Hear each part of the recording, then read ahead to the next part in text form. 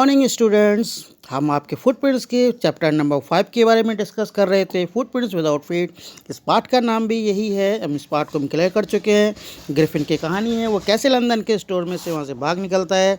इस चैप्टर को भी आपने क्लियर किया है और इस चैप्टर में आपने देखा किस तरीके से वो एक ईंधन में आता है, सराय में आकर रुकता है। वहाँ भी वो अपनी जो है कानून को तोड़ने वाला एक साइंटिस्ट बन जाता है और अपने क्लर्जी मैन के यहाँ पे चोरी भी कर लेता है।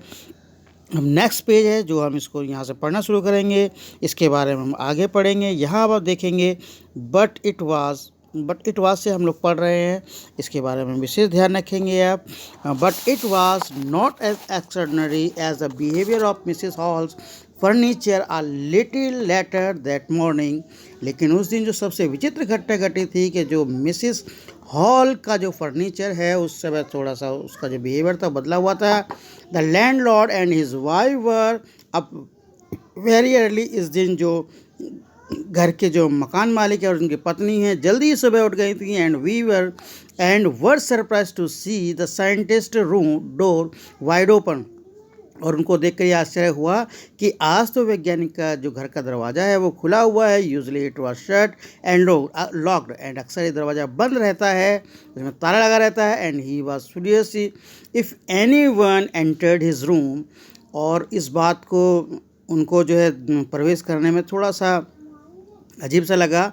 The opportunity seem too good to be missed. अब उनको जो कमरे में घुसने का जो एक मौका मिला था वो उसको मिस नहीं करना चाहते थे। दे पीप डाउन द डोर, उन्होंने दरवाजे में जाके देखा। सॉ नोबडी, उन्होंने देखा कमरे में कोई नहीं है। एंड डिसाइडेड टू इन्वेस्टिगेट, और उन्होंने उसका निरीक्षण करने की कोशिश की कि the bed clothes were cold, जो बिस्तर था वो बिल्कुल ठंडा हो चुका था। showing that the scientists must have been up for some time। इसका मतलब था कि वैज्ञानिक को उठे हुए अब कुछ बहुत समय हो गया है।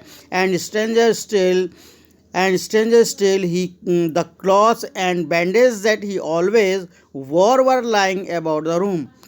और उनको देखकर यह भी थोड़ा अजीब सा लगा, जो कपड़े जो बैंडेज वो हमेशा बांधे रखता था वो अब कमरे में बिस्तर के ऊपर पड़े हैं। All of a sudden, next para देखेंगे, all of sudden Mrs Hall hear a sniff close to her year.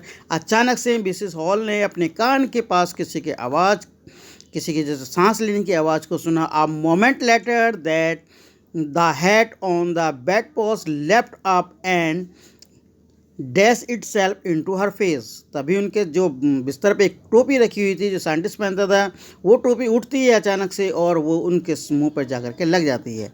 Then the bedroom chair became alive. तब कमरे की जो कुर्सी होती है वो एकदम से जीवित उठती है। Springing into the air in charge straight at her, और वो हवा में झूलने लगती है और उनको धकेलने के लिए, उनको बाहर निकालने के लिए उनकी और आगे से बढ़ती है। लेग्स वर्मोस, आगे वाले जो पैर हैं कुर्सी को उल्टा करके पैर उनकी ओर कर देता है और वो कुर्सी उनको बाहर की ओर निकाल देती है।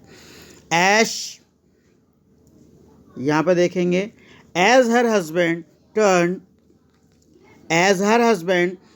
Turn away in terror. जब उसके जो पति थे वो डर के मारे बाहर निकल जाते हैं।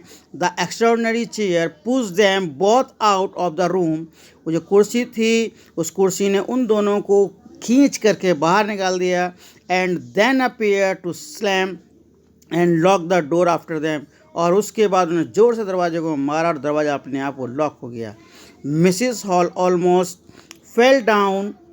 मिसिस हॉल देखेंगे यहाँ पे, Mrs hall fell down the stairs in hysterics. जो घबराहट के मारे मिसेस हॉल है वो लगभग सीढ़ियों से लुढ़क चुकी होती है। She was convinced that the room was haunted by spirit, और तब उसे ऐसा लगता है कि मानो इस कमरे के अंदर कोई आत्मा आ गई, कोई भूत प्रेत आ गया है। And that the stranger had somehow cause these two enter into her furniture, और वो ये मानती है जो साइंटिस्ट है उसी ने ही इस फर्नीचर के अंदर किसी भूत का प्रवेश करवा दिया है। अब आगे देखेंगे, हम यहाँ पे पढ़ रहे हैं, my poor mother use to sit in that chair. मेरी प्यारी माँ इस चेयर पर बैठा करती थी। सी मोन्ड, वह धीरे धीरे से बोली। To think it should rise up against me now. अब जो कुर्सी है जो मेरे विपरीत जो मुझे धकेलने के लिए कुर्सी उठी थी। अब आगे देखेंगे, यहाँ से पढ़ेंगे हम। The feeling among the neighbours was that the trouble was caused by witchcraft।